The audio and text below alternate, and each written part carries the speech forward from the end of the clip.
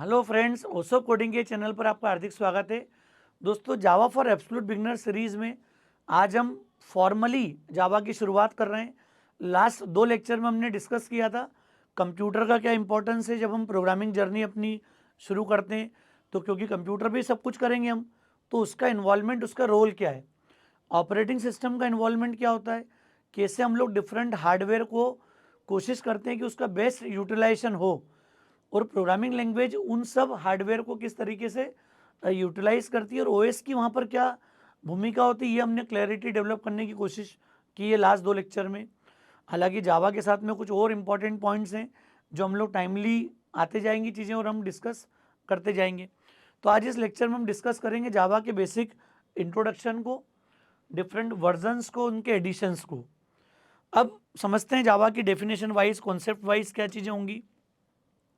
सबसे पहले हमको क्लैरिटी होगी कि जावा जो है, it's a multi platform language, object oriented language and network centric language. मतलब जब मुझे नेटवर्क बेस्ड एप्लीकेशन डिज़ाइन करना हो और वेब एप्लीकेशन बनाना हो, क्रॉस प्लेटफॉर्म की जब हम बात करते हैं, तो जावा का अपना ये मोनोपोली एरिया है। जावा बड़ी स्ट्रॉन्ग रोल प्ले करती है इन सारे एरिया में। तो हम बोल सकते हैं कि जावा मल्टी प्लेटफॉर्म, मतलब एक जावा एप्लीकेशन को we can run on different platforms, Windows हो, लिनक्स हो, यूनिक्स हो, मैक हो, या डायरेक्टली किसी डिवाइस पर भी अगर उसे एग्जीक्यूट करना है, तो ये जावा का बड़ा मोनोपोली एरिया है, मोनोपोली फीचर है। तो ये मान सकते हैं जावा ये सारे इंपॉर्टेंट एट्रीब्यूट्स को कवर करती है। That can be a general purpose language, हम उसको मान सकते हैं यहाँ पर। It was developed by James Gosling at Sun Microsystem Inc in the year 1995। Actual में वो उसकी हिस्ट्री पूरी आप पढ़ सकते हैं। 91 में ये प्रोजेक्ट शुरू हुआ था। It was Oak, OAK, Oak के नाम से इसको शुरू किया था। उसे पैट्रिक नॉर्टन और जेम्स गोसलिंग और एक थर्ड डेवलपर, इन्हें कॉम्बिनेशन वर्क शुरू किया था यहाँ पर। और फाइनली फिर जब जावा को डिज़ाइन किया गया और उसका जो यूनिक एट्रीब्यूट के साथ लॉन्च किया, तो जेम्स गोसलिंग उसमें मेन डेवलपर थे यहाँ पर। तो उन्हीं के नाम पर माना जाता है कि जावा का एक्चुअल डेवलपमेंट जो है वो जेम्स गोसलिन ने किया था। सन माइक्रोसिस्टम में किया था 1995 में, और बाद में इसे ओरेकल कारपोरेशन ने एक्वायर कर लिया है। मतलब आज अगर हम बात करेंगे तो जावा ओरेकल कारपोरेशन का प्रोडक्ट है। Initially it was the product of Sun Microsystem, अब ये किसका है? ओरेकल कारपोरेशन का है। और जावा का जो इंटेंशन था बनाने का, वो प्रोग्रामर को ये फैसिलिटी देना है कि राइट वंस रन एनीवेयर। मतलब एक बार आप कोड लिखो, कंपाइल करो, then you can run your program, your application, your project anywhere on any operating system. ये मेन मोटिव जावा का था कि एक बार जब आप एप्लीकेशन को विंडोज़ में कंपाइल करते हो, और जाके आप उसको रन टाइम पर लिनक्स में, यूनिक्स में, किसी भी प्लेटफॉर्म पे जाके रन कर सकते हो विदाउट रीकम्पाइलेशन। तो ये एक सबसे बड़ा एक इम्पॉर्टेंट एट्रीब्यूट है जो जावा का मोनोपोली एरिया डेवलप करता है। प्लेटफॉर्म इंडिपेंडेंट वाला जो इसका फीचर है, एट्रीब्यूट है, वो यहाँ पर हम कवर करते हैं। बाकी काफ़ी सारी हिस्ट्री रहती है, वो आप सब पढ़ सकते हो कि उसका कॉफ़ी के साथ जावा मतलब एक कॉफ़ी थी और उसके बेसिस पे उसका नेमिंग कन्वेंशन डेवलप हो गया। तो नेमिंग को लेकर आप सब हिस्ट्री इसकी पढ़ सकते हैं सारी। अब जावा क्यों ज़रूरी है, why do we study Java basically, क्योंकि कई सारी प्रोग्रामिंग लैंग्वेज का हमें एक्सपीरियंस होता है। और सबसे बड़ी बात है, जावा को सीखना आसान है, यूज़ करना बहुत सिंपल है, क्योंकि it is very close to C and C++।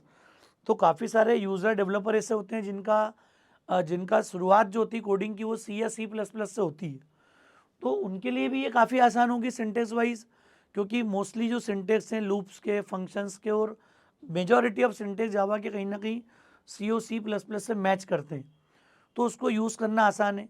हालांकि इस प्लेलिस्ट में, इस सीरीज़ में हम मान के चल रहे हैं कि आपको कोई लैंग्वेज नहीं आती है और आप फर्स्ट टाइम किसी लैंग्वेज के साथ अपनी शुरुआत कर रहे हैं, तो जावा को भी हम उसी गहराई से, उसी डेप्थ के साथ, उसी फंडामेंटल अंडरस्टैंडिंग के साथ यहाँ पर पढ़ेंगे। तो ये एक पॉइंट है, ओपन सोर्स है, फ्री है, कोई लाइसेंसिंग का इशू नहीं है, कोई लाइब्रेरी ऐसी नहीं कि जिसको आप खोल के पढ़ नहीं पाओगे, क्योंकि जब हम किसी और लैंग्वेज में C++ में जाते हैं तो वो कंपाइल्ड कोड है। किसी लाइब्रेरी को आप चाह के खोल भी नहीं पाते हैं, पढ़ भी नहीं पाते हैं। सिंपली हेडर फाइल को पढ़ सकते हैं वहाँ पर किसी डिफाइंड लाइब्रेरी को ओपन नहीं कर पाते हैं। तो जावा जो है वो ओपन सोर्स है। हम जब डेवलपमेंट करेंगे तो एनी टाइम किसी भी क्लास को, किसी भी स्टैंडर्ड एपीआई को ओपन कर पाएंगे, खोल पाएंगे, देख सकते हैं वहाँ पर कितनी मेथड्स है, उसमें क्या कोड लिखा हुआ है। ओपन सोर्स होना ही किसी लैंग्वेज की स्ट्रेंथ को बनाता है, वो चाहे जावा हो, पाइथन हो। इन लैंग्वेज का मार्केट शेयर इतना बड़ा क्यों हो रहा है? क्योंकि जो ओरिजिनल लैंग्वेज बनी थी उसके अलावा काफ़ी सारे प्रोडक्ट इन्हीं पर बेस्ड, कई सारी लाइब्रेरीज, कई सारे कॉन्सेप्ट साथ में डेवलप होते जाते हैं, तो लैंग्वेज रिच होती जाती है समय के साथ में, बड़ी कम्युनिटी बनती जाती है। काफ़ी बड़ा एडवांटेज है उसका जावा के साथ में भी। सिक्योर है, फास्ट है, पावरफुल लैंग्वेज है। कुछ रीज़न इसके मैं आगे जावा के फीचर को मैं सेपरेटली डिस्कस करूँगा, तो मैं बहुत शॉर्ट में बात कर रहा हूँ इस लेक्चर में भी, ओवरऑल इंट्रोडक्शन की बात कर रहा हूँ। जब हम जावा फीचर को डिस्कस करेंगे तो हम सब कुछ कवर करेंगे उस लेवल पर। तो सिक्योरिटी, फास्ट, पावरफुल, ये बड़े इंपॉर्टेंट एट्रीब्यूट है। जावा की सबसे बड़ी बात है इसकी कम्युनिटी, क्योंकि 3 बिलियन से ज़्यादा डिवाइसेस आज भी जावा में काम कर रही हैं। मतलब आप मोबाइल मार्केट को देखेंगे कहीं पर भी जावा इनेबल्ड डिवाइसेस का काउंट 3 बिलियन प्लस है। मतलब इतना बड़ा मार्केट शेयर है कि पिछले 3 दशक से कंटिन्यू मार्केट में, लगभग 29 ईयर्स हो गए लॉन्चिंग में, और उसके बाद अगले भी दशकों तक जावा जो है मार्केट में वैसी ताकत से, उसी कैपेसिटी से बनी रहेगी। और कहीं ना कहीं वो शुरू से टॉप 3 लैंग्वेजेस में ही हमेशा चॉइस में बनी हुई है, ट्रेंडिंग में है। और Java runs on variety of platform such as Windows, Mac and different versions of Unix, Linux. तो कहीं इसलिए हमने बोला था मल्टी प्लेटफॉर्म लैंग्वेज है, तो जावा को किसी भी प्लेटफॉर्म पे जाके आप एग्जीक्यूट कर सकते हो, जावा एप्लीकेशन को चला सकते हो। इसके अलावा डिवाइस जो एप्लीकेशन जब बनाने की बात करते हैं हम, तो डेस्कटॉप एप्लीकेशन भी आप चाहो तो बना पाओगे, मोबाइल ऐप बना सकते हैं हम लोग, वेब बेस्ड एप्लीकेशन बना सकते हैं, गेम बना सकते हैं। ये सब में अलग से भी एप्लीकेशन डिस्कस करूँगा डिटेल में। मैं सिर्फ यहाँ समराइज़ करने की कोशिश कर रहा हूँ कि why we choose Java as a language या एज अवर चॉइस। तो ये वो फीचर हैं कि एक तो क्रॉस प्लेटफॉर्म हो गई कि आप कोड लिखते किस प्लेटफॉर्म में और एग्जीक्यूट कहाँ पर जाके करते हो, तो मल्टी प्लेटफॉर्म वाला सपोर्ट है जावा के साथ में। एप्लीकेशन के साथ में वेराइटी, वेरिएशन है कि आप डेस्कटॉप एप्लीकेशन बना लो, मोबाइल बेस्ड एप्लीकेशन डिज़ाइन कर लो, वेब एप्लीकेशन बना लो, गेम डिज़ाइन कर लो, और भी बहुत सारे रोल है जो मैं जावा का एक एप्लीकेशन वाला एरिया सेपरेट होगा, हम अलग डिस्कस करेंगे पूरा। और सबसे बड़ा कम्युनिटी सपोर्ट है, टेंस ऑफ मिलियंस डेवलपर जो they are working across the globe. मतलब जावा का कम्युनिटी नेटवर्क इतना स्ट्रांग है कि कई मिलियंस आपको डेवलपर जो एट ए टाइम आपको मार्केट में अवेलेबल मिलेंगे। उतना बड़ा कम्युनिटी सपोर्ट जावा के साथ में, मतलब आप देखोगे तो करीब करीब 1 करोड़ से ज़्यादा डेवलपर जो हैं वो अक्रॉस वर्ल्ड, अक्रॉस ग्लोब जावा को में डेवलपमेंट करते हैं, जिनका करियर, जिनका बेस सब कुछ जावा के साथ जुड़ा हुआ है। तो इतनी स्ट्रांग, इतनी पावरफुल लैंग्वेज है यहाँ पर। तो ये बताती है कि जावा के साथ में क्या यूनिकनेस है, क्या इसका पावर है, क्यों हम जावा को मतलब पढ़ना शुरू कर रहे हैं, और क्या इसकी स्ट्रांगनेस है, क्लियर किन बेसिस पर हम इसको समझते हैं। फिर हम देखते हैं सिंपल जावा वर्जन्स। अब इन सब के पीछे बहुत सारी हिस्ट्री है, लेकिन मैं सिर्फ इंट्रोडक्शन, मतलब इंट्रोडक्शन की बात कर रहा हूँ, डेप्थ की बात नहीं करता हूँ। अब जो latest version of Java is Java 21। अभी JDK 21 रिलीज डे जो सितंबर 19 सितंबर 2023 में लॉन्च हुआ था, और ये भी लॉन्ग टर्म सपोर्ट वर्जन है। LTS का मतलब होता है कि वर्जन तो जावा 1.0, 1.1, फिर 1.2 से 1.5 तक जावा 2 बोलते थे इसको अपन, फिर 1.6 के बाद चेंज हुआ, 1.8 के बाद मेजर चेंज आए। तो ऐसे पूरे वर्जन टू वर्जन चेंजेस हैं। पहले कई वर्जन जावा के कुछ सालों के बाद लॉन्च हुए थे।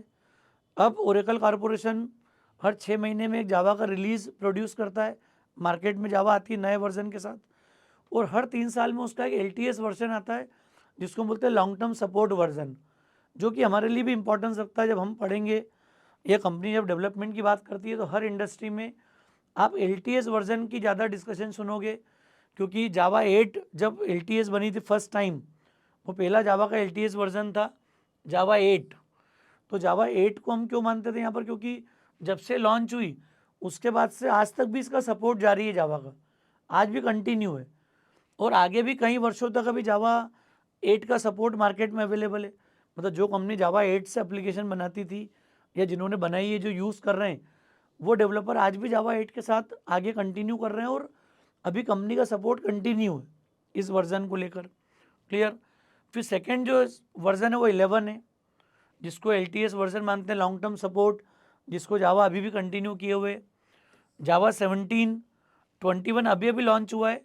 तो जो इंडस्ट्री में अगर लेटेस्ट की बात भी करेंगे तो प्रैक्टिकली इंडस्ट्री में लेटेस्ट अभी कौन सा है, 17, जहाँ ज़्यादा काम चल रहा है, क्योंकि बाकी तो 4-5 महीने पहले की लॉन्चिंग है। तो अब ये एडॉप्ट होगा, काम शुरू होगा तेज, तो उसके बाद थोड़ा सा डेवलपमेंट का लोड यहाँ पर आएगा। बाकी अभी जो काम है वो कहीं ना कहीं 8, 11 और 17 जो LTS वर्जन्स हैं, इन्हीं में मोस्टली काम चलता है। तो LTS का मीनिंग आपको समझ में आ गया, long term support. Long term support का मतलब है कि जब भी इसकी लॉन्चिंग थी, जब जावा ने इसको रिलीज़ किया था, उसके बाद से आज तक भी इनका सपोर्ट कंटिन्यू है और आगे भी कई वर्षों तक अभी क्लैरिटी है कि ये सारे LTS version as it is काम करेंगे। तो आप जब जावा में डेवलपमेंट करते हो तो हमेशा ये मेरा सजेशन है कि आप कोशिश करो कि LTS वर्जन को ऑप्ट करो। ऐसा नहीं हो कि अब जैसे हमने 10 ले लिया, 9 ले लिया, अब LTS 11 है, तो 9-10 का सपोर्ट एक लेवल के बाद बंद हो गया, 11 कंटिन्यू है। तो हम कोशिश करें कि ऐसे टूल्स, मतलब उन वर्जन्स पे काम करें, उस JDK पे काम करें जिसकी कंटिन्यूटी अभी अवेलेबल है और आगे भी जिसके साथ जावा का लॉन्ग टर्म सपोर्ट अवेलेबल है। तो ये मेरा एक सपोर्ट है, सिंपल सजेशन है यहाँ पर कि आप फोकस करो कि हम LTS वर्जन के साथ ही आगे बढ़ें। और बहुत ज़्यादा हिस्ट्री पढ़ने का मूड होगा तो आप गूगल करके आपको वर्जन टू वर्जन रिलीज़ मिल जाएंगे, किनका कब रिलीज़ है। इम्पॉर्टेंट बात है कि लेटेस्ट अभी 21 है और 21 चूँकि लकीली LTS है, तो LTS 8 के बाद 11, 17 और ये 21, ये सारे लॉन्ग टर्म सपोर्ट वाले वर्जन हैं। इनके साथ अगर हम अपनी जर्नी शुरू करते हैं तो लंबे समय तक आप इसी वर्जन के साथ कंटिन्यू कर पाओगे, मेंटेनेंस कर पाओगे चीज़ों का। ठीक है, नेक्स्ट देखते हैं जावा के एडिशंस। जावा के एडिशंस की बात हम क्यों कर रहे हैं, क्योंकि एडिशन 3 कैटेगरी के होते हैं। हम जो बेसिक लेवल की जावा शुरू करते हैं इसको बोलते हैं जावा SE, चाहे वो 11 हो, 17 हो, 21 हो, जावा 8 हो। अगर हम बेसिक जावा लैंग्वेज की अंडरस्टैंडिंग को डेवलप कर रहे हैं, सिंपल डेटाबेस कनेक्टिविटी की बात करते हैं, बेसिक लेवल का वेब इम्प्लीमेंट करते हैं, तो ये सब कुछ आ जाता है जावा SE के अंदर, जावा स्टैंडर्ड एडिशन। ये ध्यान रखिएगा आप, जो बेसिक जावा हमारी है और सिंपल वेब इंटीग्रेशन, JDBC, ये जितनी भी चीज़ें हैं ये सारी आपको सपोर्ट का मिल जाएगा जावा स्टैंडर्ड एडिशन के साथ में। फिर होता है जावा एंटरप्राइज एडिशन, जावा EE। ये बड़ा इंपॉर्टेंट है। जब इंडस्ट्रियल या डेवलपमेंट की बात करते हैं तो कंपनीज़ में जिसको बोलते हैं कॉर्पोरेट जावा, इंडस्ट्रियल जावा, ऐसे कई नामों से इसको बुला सकते हैं, and that is enterprise edition. जो जावा में एंटरप्राइज एप्लीकेशन बनाने की बात करते हैं, बैंकिंग डोमेन में आप काम कर रहे हो, फाइनेंशियल डोमेन में आप काम कर रहे हो, या फिर आप डिजिटल किसी प्लेटफॉर्म का इंटीग्रेशन कर रहे हो। हम बात कर लें कि जियो की एप्लीकेशन मान लिया बनी है तो जावा बैकग्राउंड के साथ में बनी हुई है पूरी। तो जितना भी जहाँ नेटवर्क और डिजिटल की बात आती है वहाँ भी एंटरप्राइज लेवल की एप्लीकेशन डेवलपमेंट के अंदर कई तरह के डिज़ाइन मॉड्यूल्स होंगे, लेयर्स होंगी, कई तरह के आर्किटेक्चर आपको अडॉप्ट करना पड़ेंगे। तो उसके लिए कई टूल्स है मार्केट में, अभी जाते हैं अगर हम देखेंगे तो अभी आपको स्प्रिंग बूट, हाइबरनेट कॉम्बिनेशन के साथ, माइक्रो सर्विसेज के साथ आप काम कर सकते हो पूरा। तो ये आपको एक एडवांटेज मिलेगा जब इंडस्ट्री में काम कहाँ पर चल रहा है, तो एंटरप्राइज एडिशन में आप वो सब चीज़ें देख पाओगे। और बेसिक स्टैंडर्ड जावा के अंदर देखेंगे तो सिंपल आपको अगर वेब पेज बनाना है, डेटाबेस कनेक्टिविटी समझना है, तो वो जावा स्टैंडर्ड एडिशन में भी अप्लीकेबल है। ये ध्यान रखना कि वो स्टैंडर्ड एडिशन का पार्ट है। एंटरप्राइज एडिशन के साथ में टूल्स, फ्रेमवर्क आपको सारे नए पढ़ना है। तो मैं इनको भी एक अलग डेवलपर सीरीज़ भी हम लोग लाएंगे जहाँ पर सारी चीज़ें फिर डेवलपमेंट से रिलेटेड फोकस करेंगे। अभी हमारा फोकस सिर्फ क्या है कि आपको लैंग्वेज की अवेयरनेस आ जाए, क्लैरिटी डेवलप हो जाए क्या है, और जो नो हाउ होना चाहिए हमें लैंग्वेज को लेकर उतनी समझ बन जाए जावा के साथ में। फिर होता है जावा माइक्रो एडिशन, जावा एमी। ये जावा एमी को कई बार लोग मोबाइल एडिशन बोल देते हैं गलती से, but this is for all micro devices, mobile, tablet, या जिन मोबाइल मतलब वर्जन्स के साथ में आप देखोगे कि आज भी सैमसंग और कई ऐसे एंड्रॉयड प्लेटफॉर्म हैं जिनमें आज भी J2ME का सपोर्ट है। तो J2ME का सपोर्ट जो है वो इस बात को बताता है कि जो एप्लीकेशन है, जो ऐप्स हैं, वो आज भी J2ME के सपोर्ट के साथ में कंटिन्यू है लंबे समय तक। तो ये बहुत बड़ा मार्केट शेयर है, क्योंकि आपने देखा भी है कि आपने एंड्रॉयड के मार्केट को सुना है कि एंड्रॉयड में पूरी जावा की एपीआई का इंटीग्रेशन है, जावा बेस पर पूरा एंड्रॉयड इम्प्लीमेंटेड है, और वर्ल्ड वाइड सबसे बड़ा कम्युनिटी नेटवर्क ही एंड्रॉयड का है। आप देखोगे कई बड़े ब्रांड, कई प्लेटफॉर्म जो हैं वो मोबाइल एप्लीकेशन के रूप में, प्लेटफॉर्म के रूप में एंड्रॉयड को यूज़ करते हैं। मैं सपोज़ कोई डिजिटल पैनल पे अभी टीचिंग कर रहा हूँ, तो जितना डिजिटल पैनल, स्मार्ट पैनल की बात करते हैं टीचिंग की, तो ये पैनल अगर ओएस आप इंटीग्रेट नहीं भी कर रहे हो तो सारा एंड्रॉयड तो सपोर्ट दे ही रहा है आपको। जैसे मोबाइल में एंड्रॉयड अवेलेबल है, वैसा एंड्रॉयड यहाँ डिजिटल पैनल मैंने अभी पीपीटी ओपन कर रखी है आपके सामने, तो ये भी एंड्रॉयड सपोर्ट है। तो ये सारी डिजिटल पैनल बिना किसी ओएस के, बिना विंडोज़ इंटीग्रेशन के भी काम कर रही हैं। तो ये काम क्यों कर पा रही है? क्योंकि सबके पीछे जो प्लेटफॉर्म है वो किसका है? जावा का है। तो ये क्लैरिटी आपको समझ में आना जरूरी है कि जब हम जावा पढ़ रहे हैं तो किस प्लेटफॉर्म का, किस एडिशन का क्या रोल है। तो ये समझ में आ गया, वर्जन अपनी जगह पे, हर वर्जन में ये सारी चीज़ें मिलती हैं आपको। लाइब्रेरी वाइज एनहेंसमेंट आएगा, हर वर्जन के साथ सपोर्ट चेंज होते जाता है, पर कैटेगराइजेशन यही होगा, स्टैंडर्ड एडिशन होगा for basic Java, core Java part और एडवांस जावा के जो लेवल्स हैं, सबलेट है, बेसिक जेडीबीसी का पार्ट है, जेएसपी का पार्ट है, ये सब कुछ यहाँ आ सकता है। आगे फ्रेमवर्क की बात करेंगे तो एंटरप्राइज एडिशन का पार्ट है पूरा। कॉर्पोरेट जावा की बात करें, इंडस्ट्रियल जावा की बात करेंगे तो ये कवरिंग हो जाएगी। माइक्रो एडिशन का मतलब हो गया मोबाइल, टैबलेट्स, इस तरह की डिवाइसेस को भी इंटीग्रेट कर सकते हैं अपन। कोई अदर डिवाइस है जहाँ पर जाके आपको चीज़ों को एग्जीक्यूट करना है विदाउट एनी ओएस, तो वहाँ भी ये J2ME का सपोर्ट रहेगा। डिवाइस डेवलपमेंट इसका सबसे बड़ा मोनोपोली एरिया है जावा का। वो मोनोपोली एरिया आपको क्लियर होना जरूरी है कि कैसे बिना ओएस के, क्योंकि हम तो समझते हैं कि कोई भी डिवाइस चलती, बटन ऑन किया आपने, विंडोज़ लोड हो रहा है, यूनिक्स लोड हो रहा है, लिनक्स ऑपरेटिंग सिस्टम लोड हो रहा है, मैक लोड हो रहा है उस समय। तो लोडिंग के लिए हम ये क्या देखते हैं कि हर प्लेटफॉर्म के लिए उसका ऑपरेटिंग सिस्टम लोड होता है, फिर आपको टेक्निकल एक्टिविटी कर पाते हैं उसके साथ में। लेकिन जावा बेस्ड जो डिवाइसेस होंगी वो डायरेक्टली जावा एग्जीक्यूट करती है बिकॉज ऑफ J2ME। तो J2ME प्लेटफॉर्म का ये फ़ायदा मिल जाता है कि आप डिफरेंट डिवाइसेस पे भी सीधे जावा को एग्जीक्यूट कर पाते हो, क्योंकि जहाँ JVM होगा डिवाइस के साथ में, जावा वर्चुअल मशीन होगी, वहाँ किसी भी जावा एप्लीकेशन को हम सीधे एग्जीक्यूट कर सकते हैं। अब यहाँ पे एक इम्पॉर्टेंट नोट मैंने दिया है क्लोजिंग के पहले कि Java language is different from Java script, क्योंकि कहीं को कन्फ्यूज़न रहता है कि समझते हैं जावा स्क्रिप्ट है और जावा एक ही है। जावा स्क्रिप्ट इनिशियली जावा के साथ यूज़ होती थी सिर्फ क्लाइंट साइड वैलिडेशंस के लिए, लेकिन अब जावा स्क्रिप्ट भी अपने आप में काफ़ी डेवलप हो गई है। सर्वर साइड प्रोग्रामिंग एनवायरनमेंट आ गए, यूआई को लेके काफ़ी सारे चेंजेस हो गए। तो अपने आप में जावा स्क्रिप्ट की कई सारी लाइब्रेरीज़ हैं जो फ्रंट एंड बैक एंड के साथ में काम करती है, जो आपने सुना है Node.js और रिएक्ट के साथ में, एंगुलर के साथ में आपने काम किया। तो ये कई तरह के, आपने फुल स्टैक का टर्म सुनी होगी, मीन बन के साथ काम करने की। जावा के साथ फुल स्टैक का अलग सिनारियो है, .NET के साथ अलग मिलेगा आपको, हर टेक्नोलॉजी के साथ में ये कॉम्बिनेशन आपको अलग अलग मिल सकता है। अभी हम ये समझें कि जावा और जावा स्क्रिप्ट दोनों अलग अलग है, ये कन्फ्यूज़न कहीं नहीं हो किसी साथी के दिमाग में कि जावा पढ़ने से जावा स्क्रिप्ट में कहीं मूव कर सकते हैं अपन। दूसरा, JavaScript doesn't need to be compiled, क्योंकि इंटरप्रेटेड लैंग्वेज है, जितना भी ब्राउज़र एंड पे जिनका एग्जीक्यूशन रूटीन में मानते हैं उनको। जबकि जावा का कोड जो है वो उसको कंपाइल करना पड़ता है, फिर इंटरप्रेट करना पड़ता है, तब जाके हम उसका एग्जीक्यूशन मैनेज कर पाते हैं। तो दोस्तों ये आज के इस सेशन में हमने डिस्कस किया अभी कि जावा का इंट्रोडक्शन क्या है, क्यों ज़रूरी जावा, उसके वर्जन्स का क्या रोल है, लॉन्ग टर्म सपोर्ट का क्या मीनिंग होता है, क्यों ज़रूरी है। ये हम जब काम करेंगे तो 17 या 21 के साथ हमें आगे बढ़ना ठीक रहेगा। जो अगर लेटेस्ट वर्जन की बात करते हैं फिर भी 8.11 का सपोर्ट आज भी जावा के साथ अवेलेबल है। एडिशन में स्टैंडर्ड एडिशन का रोल क्या है, एंटरप्राइज एडिशन का रोल क्या है, माइक्रो एडिशन का क्या रोल है, और ये क्लैरिटी होगी जावा और जावा स्क्रिप्ट दोनों अलग अलग टेक्नोलॉजी, दोनों अलग अलग लैंग्वेज है। तो मुझे उम्मीद है इस इंट्रोडक्टरी लेक्चर से आपको थोड़ी क्लैरिटी डेवलप हुई होगी। हम कहीं ना कहीं सीरीज में सारे फंडामेंटल एस्पेक्ट कवर करेंगे and this is for absolute beginner. Lecture ठीक लगा हो तो फ्रेंड्स को जरूर शेयर कीजिएगा।